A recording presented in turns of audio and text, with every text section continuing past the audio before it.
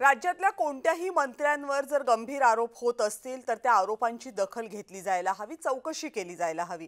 कारण राज्याचा कारभार चालवण्याची जबाबदारी ज्या मंत्र्यांवर दिलेली असते तेच मंत्री जर कायदा, नीतिमत्ता या गोष्टी जुमानत नसतील तर मग तो राज्याचा अवमान ठरतो. आणि या अवमानाचं उत्तर राज्य सरकारला किंवा सरकारच्या प्रमुखांनी देणं अपेक्षित आहे.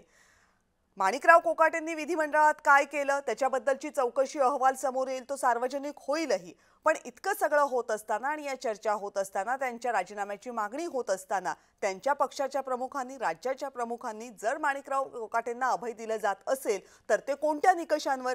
माणिकराव कोकाटेंसह इतरही सगळ्या मंत्र्यांना अभय दिलं जात असेल तर ते कोणत्या निकषावर? नेमकं काय केलं म्हणजे मंत्री राजीनाम्यासाठी लायक ठरतो किंवा नेमकं कुठपर्यंत गेलं तर मंत्र्यांना अभय मिळू शकतं? याची काही परिमाणं आहेत का हे स्पष्ट व्हायला हवं. आणि जर ते स्पष्ट होत नसेल तर मग यामध्ये फक्त राजकारण आहे असं म्हणायला पूर्णतः वाव आहे. अर्थात हे राजकारण फक्त सत्ताधाऱ्यांच्या वतीनं केलं जातंय की ते विरोधकांच्या वतीनं सुद्धा केलं जातंय हे सुद्धा या चर्चेमधला प्रश्न उपस्थित झालेला आहे, ज्याची उत्तरं स्पष्टपणे महाराष्ट्राच्या जनतेसमोर नाहीयेत.